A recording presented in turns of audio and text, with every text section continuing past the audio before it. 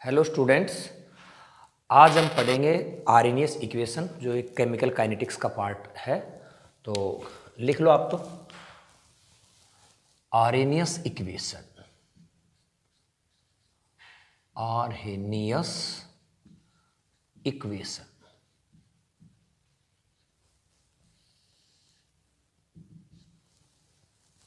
ठीक है ना। नोट करो ये आर्हेनियस इक्वेशन क्या होती है। लिखो the fraction of molecules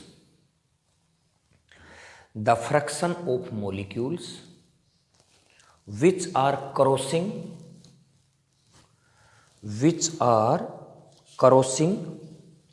energy barrier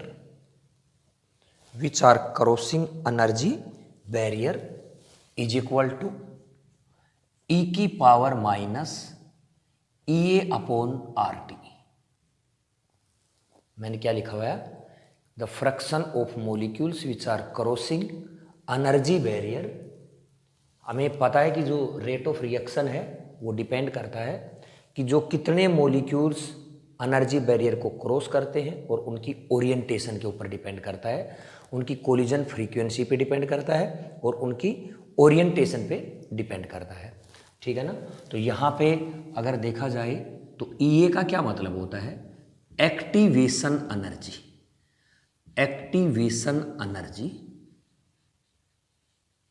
R का क्या मतलब होता है? Universal gas constant. ठीक है ना। इसकी वैल्यू भी हमें पता है। अगर इसकी वैल्यू अगर मैं जूल में लेता हूं तो मैं 25/3 करूंगा, और अगर मैं कैलोरी में लेता हूं तो इसकी वैल्यू कितनी होती है? 2 होती है। ये हमें पता है कि 8.314 होती है, तो मैंने इसको 25/3 लिख दिया है। और T का क्या मतलब होता है? T का मतलब होता है टेम्परेचर। T का क्या मतलब होता है? टेम्परेचर। ठीक है। और उसके बाद में ये आप इसकी एक छोटी सी डेफिनेशन लिख लो। Collision frequency. क्या लिखोगे? Collision frequency. इसकी डेफिनेशन लिख लो पहले आप। ठीक है ना। ये कि कोलिजन फ्रीक्वेंसी क्या होती है लिखो। ये तो पता है कि कितने मॉलिक्यूल एनर्जी बैरियर को क्रॉस करते हैं। ठीक है ना। तो लिखो आप द नंबर ऑफ कोलिजन्स। ये हमने सब इफेक्टिव कोलिजन में पढ़ लिया था। ठीक है ना। तो लिख लो the number of collisions that takes place per second per unit volume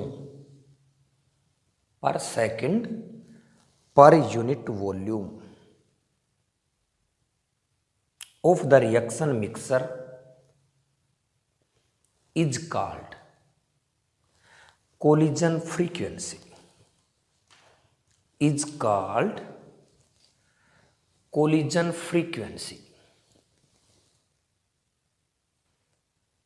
ठीक है ना। तो एक कोलिजन फ्रीक्वेंसी की हमने क्या लिख ली है? डेफिनेशन। और उसके बाद एक छोटी सी चीज और लिखो, रेट ऑफ रिएक्शन। क्या लिखोगे? रेट ऑफ रिएक्शन डिपेंड्स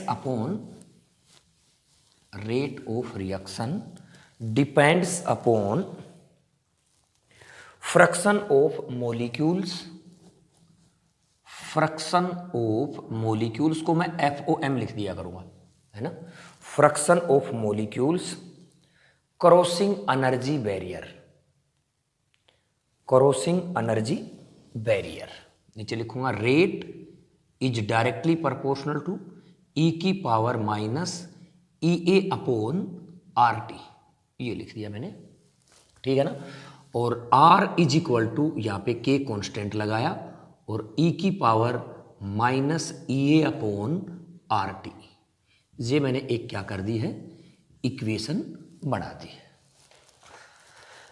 यहाँ पे जो कंसंट्रेशन है ये भी मुझे पता है कि यहाँ पे जो रेट होता है, ये मत लिखो, एक मिनट, ये लिखो कि जो रेट होता है हमारे पास यहाँ पे, rate is equal to K into concentration लिख लो आप, है ना।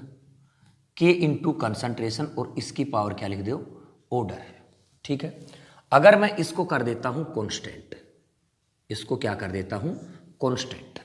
तो मेरा रेट किसके बराबर हो जाएगा, के बराबर हो जाएगा। और यहाँ पे मैं के भी लिख सकता हूँ। अगर मैं इस इक्वेशन को करता हूँ तो R इज इक्वल टू, यहाँ पे जो कांस्टेंट के लिखा है ना, यहाँ पे नहीं लिखूंगा, यहाँ पे ए लिखूंगा, ए ई की पावर माइनस ई ए अपॉन आर टी। ये मैंने इक्वेशन बनाई इस तरीके से, ये क्या बना दी मैंने, इक्वेशन बना दी, ठीक है ना। और जब मुझे पता है कि R इज इक्वल टू के रहेगा तो के भी क्या रहेगा, अगर मैं लिखूं, यहां पे लिखना स्टार्ट कर रहा हूं, के इज इक्वल टू ए ई की पावर माइनस ई ए अपॉन आर टी, ये लिख दिया मैंने। के इज इक्वल टू ए ई की पावर ई ए अपॉन माइनस ई ए अपॉन आर टी, हर चीजें हमने लिखी। और इसको बोलते हैं आर्हेनियस इक्वेशन। इसी का नाम क्या होता है, इसी का नाम क्या होता है, आर्हेनियस इक्वेशन इसका नाम होता है, ठीक है ना। और इस आर्हेनियस इक्वेशन के अंदर सबसे पहले ए का क्या मतलब होता है, ए का मतलब लिखो, एक कांस्टेंट होता है ए, और इसको क्या बोलते हैं, लिखो, A is constant, A is constant known as Arrhenius factors. इसको आर्हेनियस फैक्टर भी बोलते हैं, is known as Arrhenius factor oblique collision factor, oblique collision factor, oblique एक नाम और भी है इसका, frequency factor, oblique frequency factor, oblique pre exponential factor. इसको प्री एक्सपोनेंशियल फैक्टर भी बोलते हैं, क्या बोलते हैं, प्री एक्सपोनेंशियल फैक्टर, ठीक है ना। एंड इसी में लिख लो, and it takes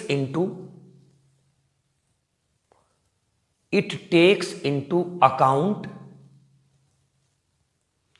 common number of molecules having proper orientation,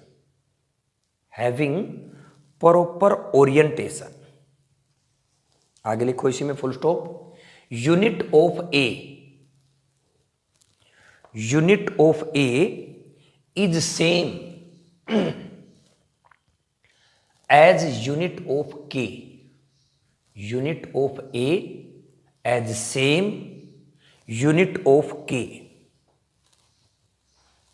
और ये वाली जो इक्वेशन है ये रेडियो एक्टिव एलिमेंट के लिए और जीरो ऑर्डर रिएक्शन के लिए अप्लीकेबल नहीं है।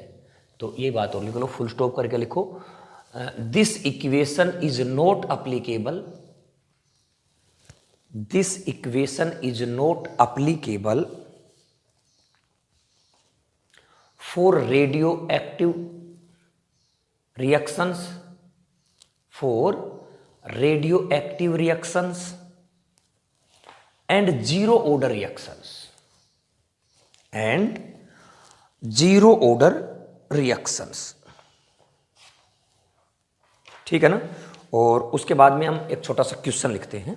देखो इस इक्वेशन का नाम होता है आर्हेनियस इक्वेशन। हर चीज ए के बारे में मैंने बता दिया, ई ए का मतलब एक्टिवेशन एनर्जी, आर का मतलब गैस कांस्टेंट, टी का मतलब टेम्परेचर, और ये क्या है, एक आर्हेनियस इक्वेशन है। और ये जो आर्हेनियस इक्वेशन है ये variation of rate constant with temperature है, ठीक है ना। अगर आप इसको लिखा है ना आपने आर्हेनियस इक्वेशन, तो इसके आगे ये भी लिख लो आर्हेनियस इक्वेशन, जो इसी में, तो ना अगर इसी के अंदर लिख लो चाहे एक छोटी सी लाइन कि विच शोज, यहाँ पे लिख लो आर्हेनियस इक्वेशन लिखा ना, which shows variation of rate constant, variation of rate constant with temperature. ये एक आर्हेनियस इक्वेशन है जिसके अंदर वेरिएशन दिया हुआ है रेट कांस्टेंट का, किसके साथ, टेम्परेचर के साथ। ये मेरे पास एक आर्हेनियस इक्वेशन बची हुई है, इसका मैं एक छोटा सा क्वेश्चन कर लेता हूं, ठीक है ना। और एक क्वेश्चन लिख लो आप, कैलकुलेट, एक क्वेश्चन है, ठीक है, लिखो calculate maximum possible values of rate constant, क्या लिखा, maximum possible values of rate constant, ठीक है ना। और लिख करके दूसरा क्वेश्चन है, दूसरी फॉर्म में भी पूछा जा सकता है, क्वेश्चन वही है, दूसरा लिखो इसी में और लगा करके लिखो, calculate value of rate constant eight sufficient high temperature.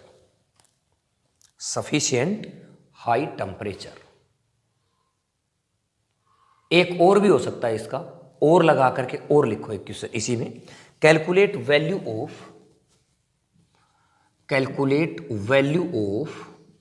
Of के, जिसकी लिमिट आप क्या लिखोगे, लिमिट टेंस, ये लिखो आप वैल्यू ऑफ ln के, और लिमिट कहाँ लिखोगे आप, इसकी टेंस टू इन्फिनिटी, ठीक है ना।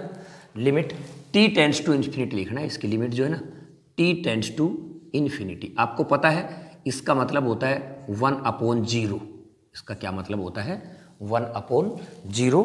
तो यहाँ पे मुझे इस तरीके से लिखना है कि log ln के इज इक्वल टू, अगर मैं इसी के साथ में ln लगा देता हूँ तो मेरा बोलो क्या बनेगा, बन जाएगा ln, इधर मैं log लगाता हूँ तो इधर भी लगेगा, a e की पावर माइनस EA/RT। और इसकी वैल्यू पूछी है, जब t की वैल्यू 1/0 है तो यहाँ पे मैं 1/t की जगह 0 रखूँगा तो ये सारा क्या हो जाएगा 0, तो मेरे पास इसकी वैल्यू क्या हो जाएगी, a हो जाएगी इसकी वैल्यू, ठीक है ना। क्योंकि अगर मुझे इसकी वैल्यू देखनी है तो a हो जाएगी, तो आप इसको लिख करके a लिख सकते हो, अगर इस सवाल का इस तरीके से क्या होता है आंसर होगा। और उसके बाद में हम एक छोटा सा क्वेश्चन और कर लेते हैं। क्वेश्चन क्या, मैं इसको थोड़ा सा एक्सप्लेन करता हूं।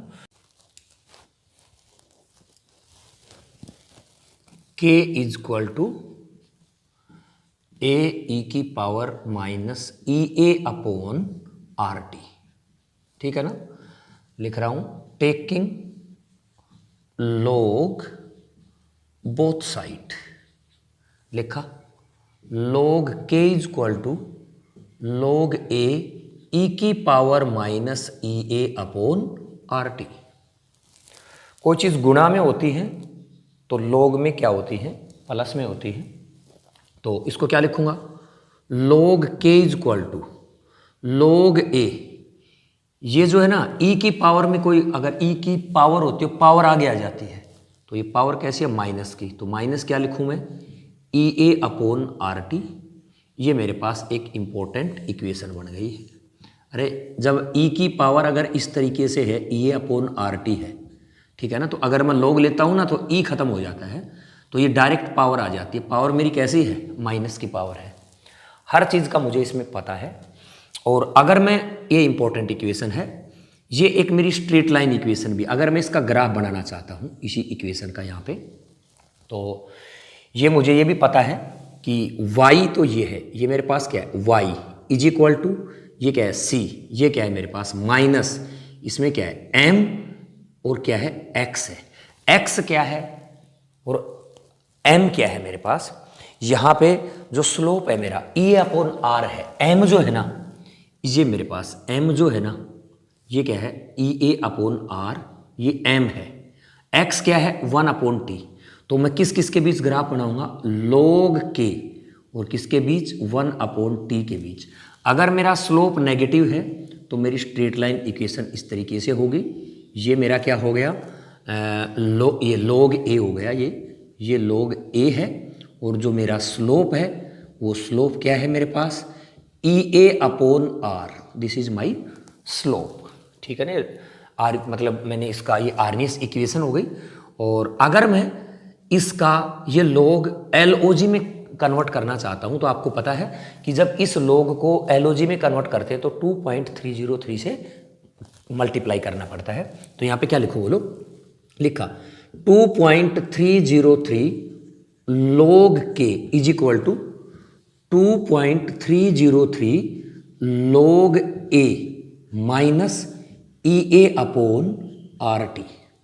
अगर मैं सारी की सारी इक्वेशन को 2.303 से अगर डिवाइड करता हूँ तो यहाँ पे डिवाइड करूँगा तो क्या बचेगा, log k, यहाँ पे डिवाइड करूँगा तो क्या बचेगा, log a और माइनस ई ए, इसको भी डिवाइड करना पड़ेगा तो 2.303 RT, ये मेरे पास इक्वेशन सेम वही है, केवल इस log को मैंने LOG में कन्वर्ट किया है। This is my also straight line equation. तो इसका भी अगर मैं ग्राफ बनाऊंगा तो ये भी मेरा एक स्ट्रेट लाइन ग्राफ बनेगा, बस कुछ फर्क नहीं है, यहाँ पे log k लिखेंगे और यहाँ पे मेरा 1/t हो गया, और यहाँ पे जो स्लोप हुआ वो स्लोप क्या हो गया, EA/2.303 R हो गया, और ये मेरा log a हो गया। ठीक है ना, ये मेरा एक क्या बना दिया हमने, एक ग्राफ बना दिया है। इसको आप क्या कर लो, नोट कर लो, फिर इसके बाद हम एक छोटा सा क्वेश्चन करेंगे। ठीक है ना, अच्छे से इसको क्या कर लो, आप नोट कर लो। ठीक है ना, नोट करो इसको।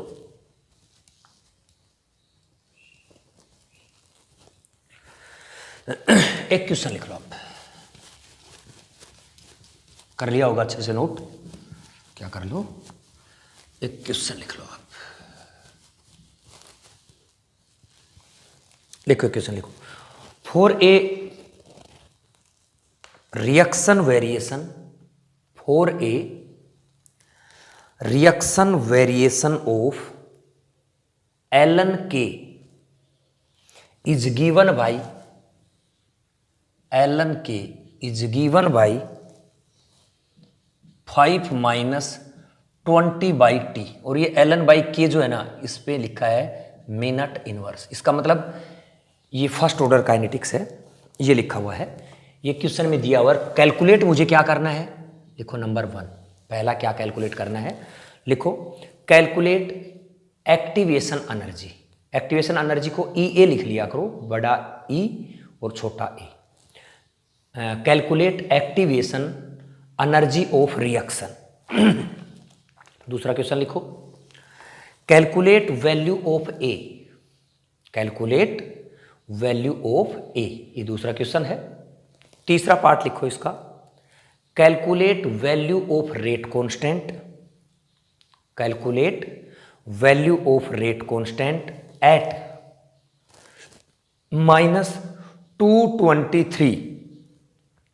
-223 डिग्री सेल्सियस।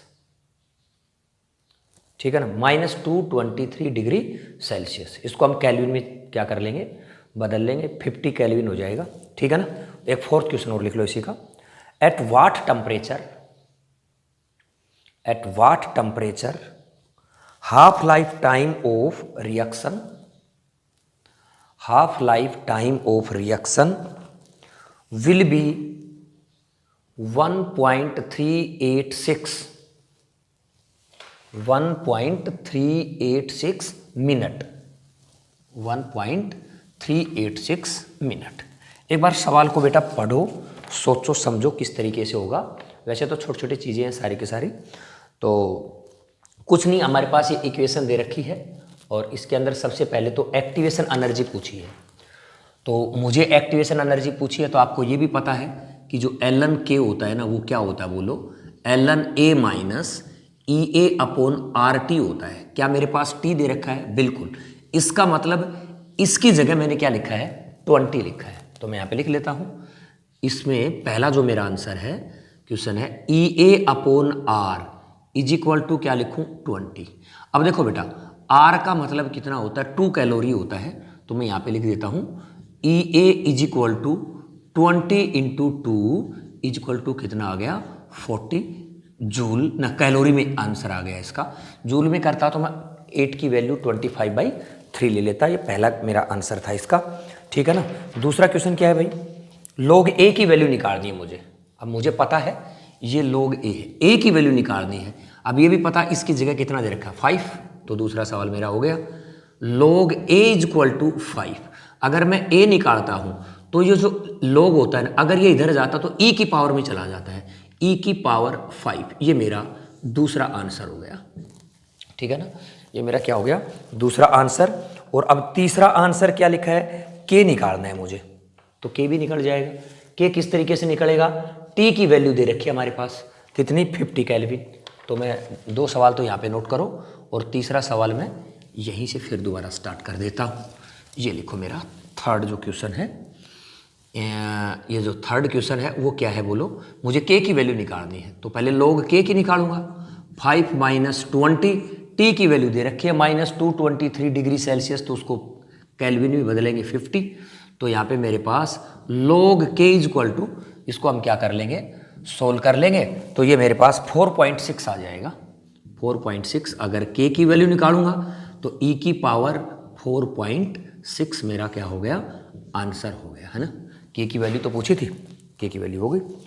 उसके बाद मेरा फोर्थ जो है, इसमें क्या पूछा है, t निकालना है मुझे, मतलब t निकालना है। और क्या लिखा हुआ है इसमें, reaction will be at what temperature, half life time of the reaction will be, half time दे रखा है मेरे पास, टी निकालना है और क्या दे रखा है, हाफ टाइम।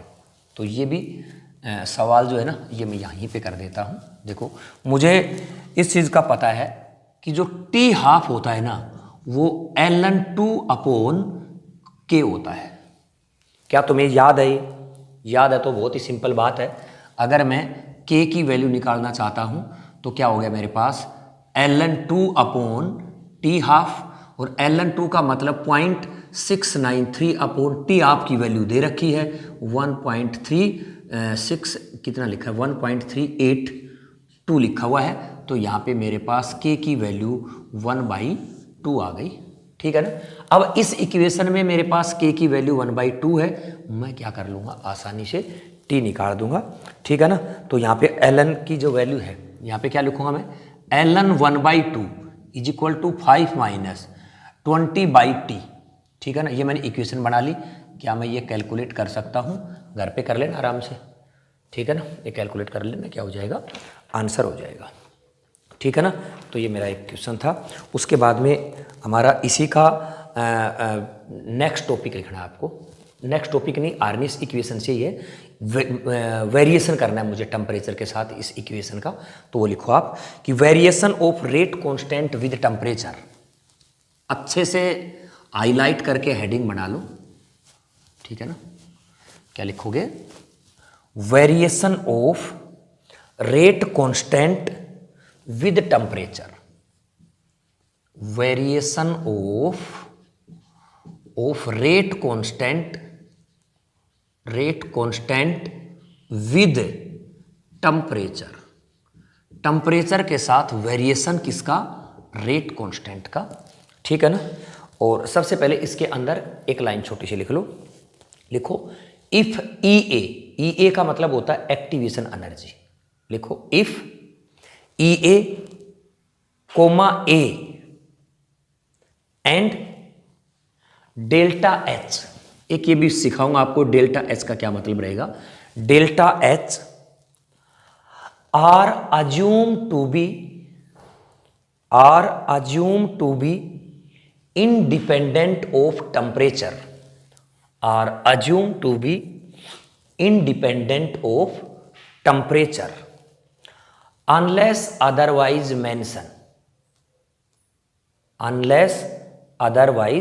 mention। तो यहाँ पे मैंने 3 चीज़ें बताई है, एक्टिवेशन एनर्जी है, ए है, डेल्टा एच है। ये हमें सदा अज्यूम करने हैं कि टेम्परेचर पे डिपेंड नहीं करते हैं। ये चाहे अगर दे रखा है तो बहुत अच्छी बात है, नहीं भी दे रखा है तो हमें इसको सदा क्या करना है, अज्यूम करना है। और जो मेरी इक्वेशन है वो क्या है, k = AE की पावर माइनस EA/RT है। ये मेरी क्या है, इक्वेशन है। अगर मैं सुनो, अगर मेरा T जो है वो T1 है तो बोलो मेरा K क्या होगा, K1 होगा। तो यहाँ पे इक्वेशन लिखूँ मैं, T को T1 लिखूंगा तो K1 = A E की पावर माइनस EA/RT1। दूसरी बात, अगर मेरा T T2 है तो K मेरा K2 होगा। तो यहाँ पे अगर मैं क्या लिखता हूँ, K2 अगर लिखता हूँ तो बोलो A E की पावर माइनस EA/RT2। एक मेरे पास टेम्परेचर T के ऊपर इक्वेशन ये बना दी, एक मैंने टेम्परेचर T1 के ऊपर इक्वेशन ये बना दी, दोनों के दोनों आर्नियस इक्वेशन है, और इसको मैंने इक्वेशन नंबर फर्स्ट कह दिया और इसको मैंने इक्वेशन नंबर सेकंड कह दिया। ठीक है ना। अब सेकंड को, इक्वेशन नंबर सेकंड को फर्स्ट से क्या कर दिया मैंने, डिवाइड कर दिया। तो बोलो यहाँ पे क्या होगा, K2 upon K1, K2 upon K1 is equal to, यहाँ पे क्या हुआ, A e की power minus EA upon R T2 divided by A e की power minus EA upon R T1। A से A क्या हो गया, कैंसिल। यहाँ पे मेरे पास क्या बना, K2 upon K1 is equal to E की पावर, ये तो है यूं का यूं, अगर बेस सेम होता तो पावर ऊपर जा करके क्या हो जाएगी, माइनस। तो यहाँ पे माइनस और माइनस प्लस हो जाएगा, तो यहाँ पे क्या लिख दूं, minus EA upon R T2 और माइनस माइनस प्लस, यहाँ पे क्या हो गया, EA अपॉन R T1। ठीक है ना। तो यहाँ पे लिख देता हूँ मैं इसको, यहाँ पे हुआ मेरे पास K2 upon K1 is equal to E की पावर, इसको मैं पहले लिख देता हूँ, इसको बाद में लिख देता हूँ। तो यहाँ पे क्या हुआ, EA upon R T1 minus EA upon R T2। यहाँ पे क्या हुआ बोलो, K2 upon K1 is equal to E की पावर, दोनों में E अपॉन क्या ले लिया मैंने, EA अपॉन R कॉमन ले लिया, क्या बच गया बोलो, 1 upon T1 minus 1 upon T2। यहाँ तक का क्या कर लो आप एक बार नोट कर लो, फिर मैं इसको मिटा करके ऊपर लिखूंगा।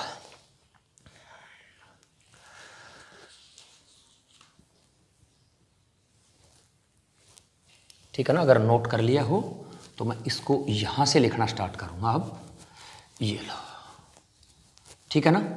अब देखो यहां पे मैंने क्या लिखा, taking log taking ln both side, दोनों साइड लिखा मैंने। तो यहां पे बोलो क्या हुआ, ln K2 upon K1 is equal to, जब मैं ln लगाऊंगा तो E खत्म हो जाएगा, तो क्या बनेगा मेरे पास, EA अपॉन R, यहाँ पे 1 upon T1 minus 1 upon T2।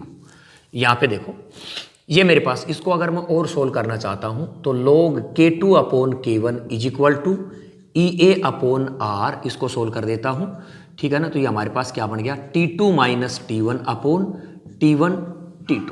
ये मेरे पास क्या होगी, एक इक्वेशन बन गई। ठीक है ना। ये वेरिएशन टेम्परेचर का वेरिएशन है। और सुनो, दूसरी बात मैं बताना चाहता हूं कि ये इक्वेशन जो है ना सदा इरिवर्सिबल होगी, मतलब ये रिएक्शन चाहे लिखी हुई हो चाहे ना लिखी हुई है, इसको हमें सदा फॉरवर्ड और इरिवर्सिबल मानना है, चाहे दिया हुआ हो चाहे नहीं दिया हो। तो आप इसको क्या लिखोगे, it is always for irreversible and forward reaction. क्या लिखोगे, एंड फॉरवर्ड रिएक्शन के लिए होती है।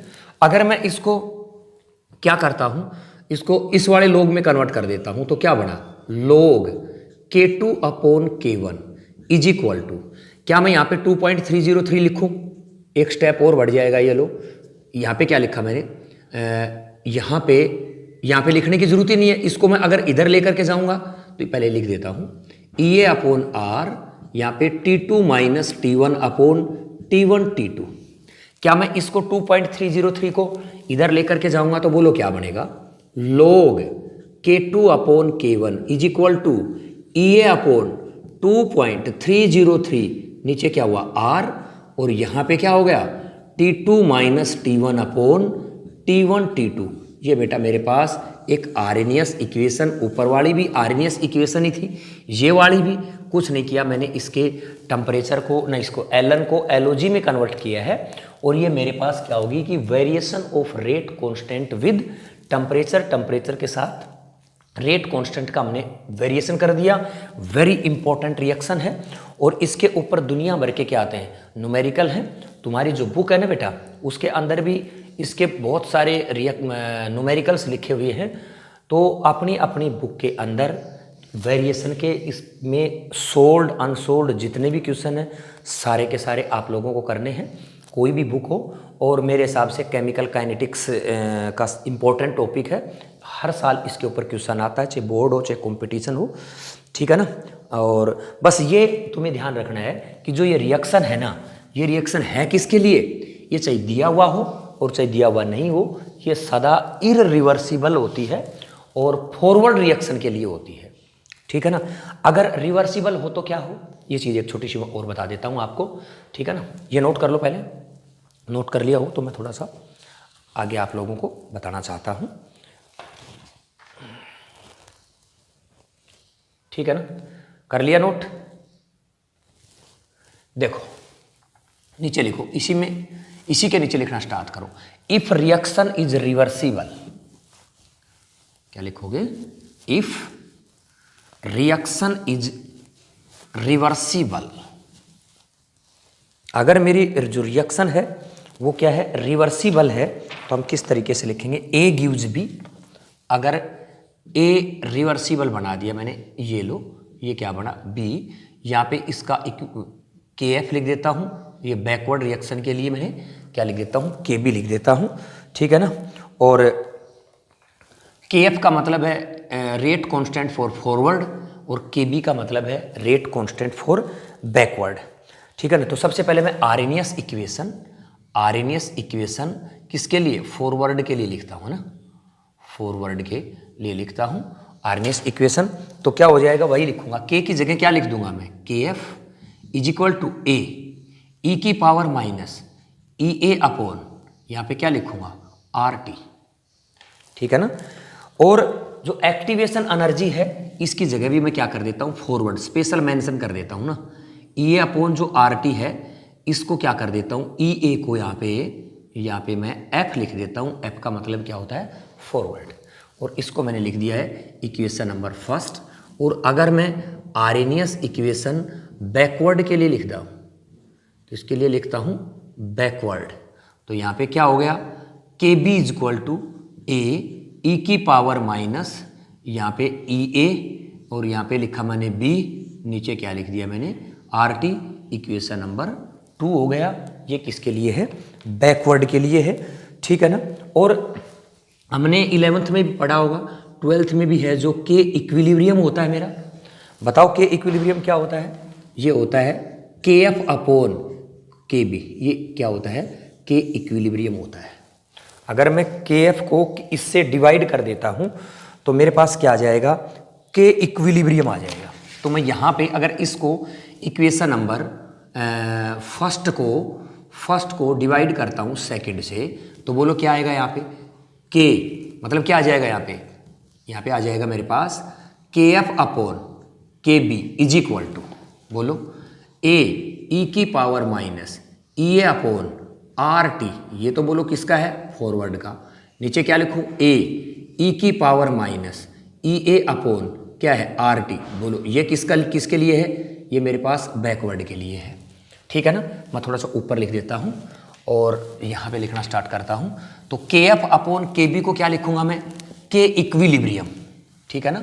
तो इसको क्या लिखूंगा मैं, के इक्विलिब्रियम इज इक्वल टू, के इक्विलिब्रियम इज इक्वल टू, ए से ए काट देते, नहीं ए से ए भी नहीं कटेगा, क्यों, ए से ए तो कट जाएगा, तो के इक्विलिब्रियम क्या हो जाएगा मेरा, ए इक्विलिब्रियम, भाई यहाँ पर भी तो क्या है, ए फॉरवर्ड के लिए बैकवर्ड के लिए है, तो के इक्विलिब्रियम हो गया मेरे पास ए इक्विलिब्रियम, और ई की पावर अपॉन यहाँ पे क्या है, ई ए 1 अपॉन ई ए फॉरवर्ड के लिए। देखो दोनों में से ई ए में क्या नहीं ले सकता, कॉमन नहीं ले सकता, क्योंकि ये एक्टिवेशन एनर्जी फॉरवर्ड के लिए है और ये वाली एक्टिवेशन एनर्जी किसके लिए है, बैकवर्ड के लिए है। तो मैं यहाँ पे 1 अपॉन आर टी कॉमन ले लेता हूँ और बच गया मेरे पास क्या, activation energy of forward minus activation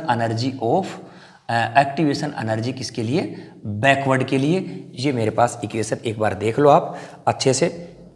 और एक बात और बता देता हूँ आपको, activation energy forward minus activation energy backward को डेल्टा एच कहते हैं, ये आपको स्पेशली याद रखना है, मैं कुछ बताने वाला हूँ इसके अंदर, ठीक है ना। तो ये डेल्टा एच लिख लो आप, और यहाँ पे क्या लिखोगे फिर आप, के इक्विलिब्रियम इज इक्वल टू ए ई की पावर यहाँ पे minus delta H upon R T, क्योंकि यहाँ पे मैंने क्या कर दिया, इसका मतलब डेल्टा एच लिख दिया, delta H upon R T. तो ध्यान क्या रखना आपको, ये इक्विलिब्रियम के लिए है। मैंने कई बार किसी सवाल के अंदर एक्टिवेशन एनर्जी ये लिखा हुआ होता है, कई बार सवाल के अंदर डेल्टा एच लिखा हुआ है। तो आप लोगों को ध्यान करना है कि अगर देखो, अगर मेरा के क्या हो, रेट कांस्टेंट हो, रेट कांस्टेंट हो, तो मुझे यहां पे क्या लिखना है, activation energy.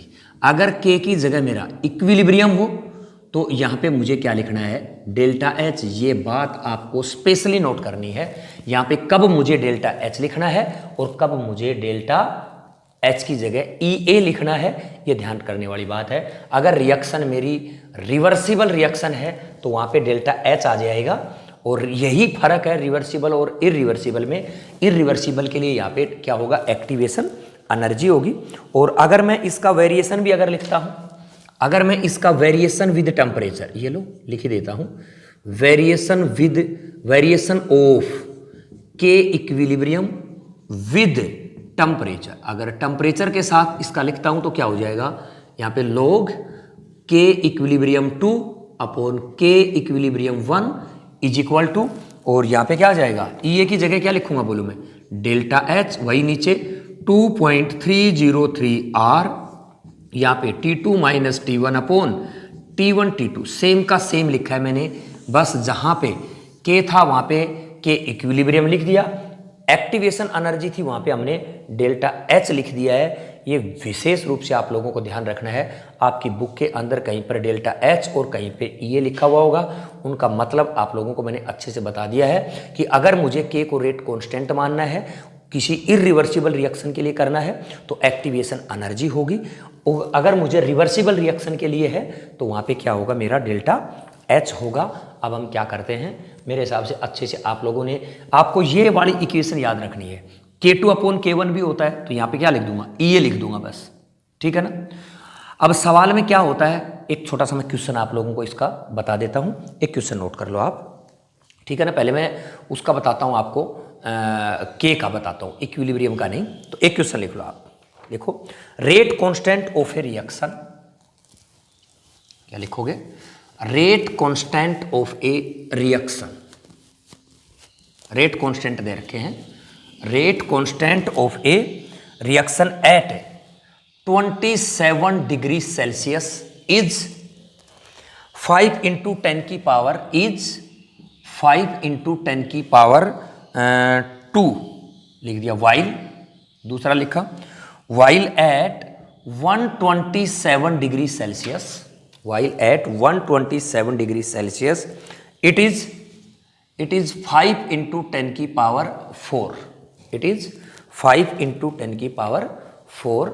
Calculate activation energy for the reaction, calculate activation energy for the reaction.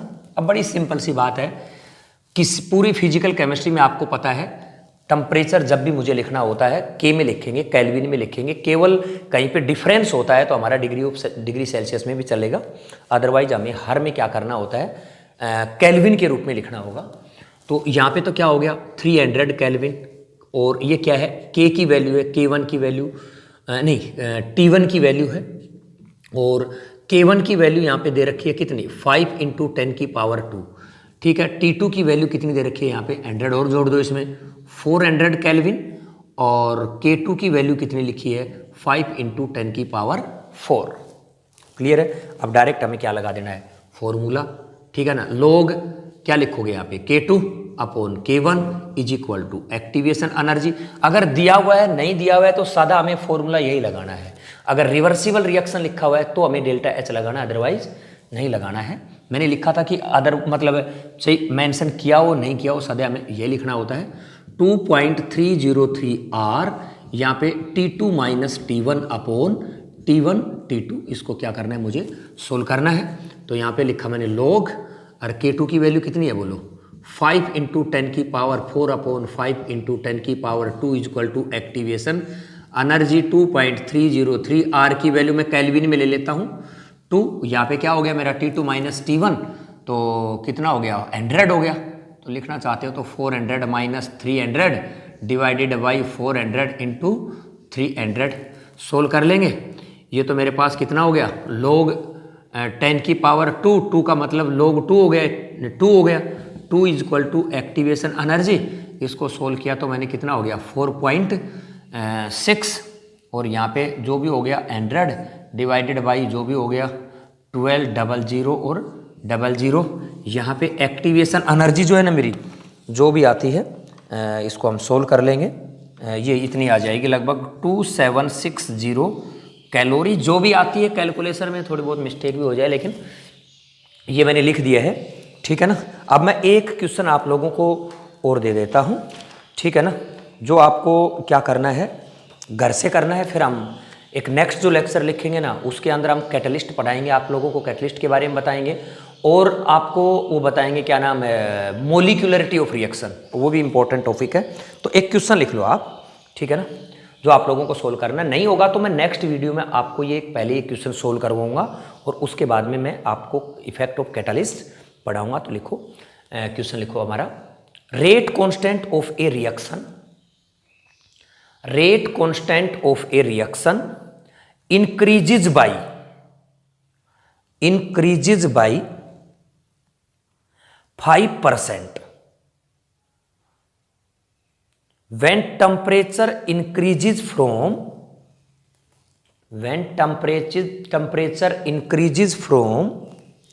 300 to 310 Kelvin, 300 to 310 Kelvin, while equilibrium constant increases, while equilibrium constant increases by 2% for the same temperature, for the same temperature changes. Calculate activation energy for, calculate activation energy for forward and backward reaction, forward and backward reaction। एक question और बोलूं क्या? चलो कोई नहीं, आप यही question करो, फिर एक क्वेश्चन मैं आप लोगों को और बताऊंगा। इसकी जो नेक्स्ट वीडियो रहेगी ना, उसमें हमारा इफेक्ट ऑफ कैटालिस्ट है, मोलिकुलरिटी है, जिसमें रिएक्शन ऑफ मैकेनिज्म है, फिर कुछ स्पेशल टाइप के एग्जाम्पल्स हैं, वो हमें करनी है। ये यूनिट हमारी ख़त्म हो जाएगी। ज़्यादा से ज़्यादा लगाओ, 1 या 2 लेक्चर, मतलब वीडियो लेक्चर हमें आप लोगों को और देंगे तो पूरी अच्छे से हमारी यूनिट जो है ना, खूब अच्छे लेवल की क्या हो जाएगी, कंप्लीट। आज के लिए इतना ही, थैंक यू।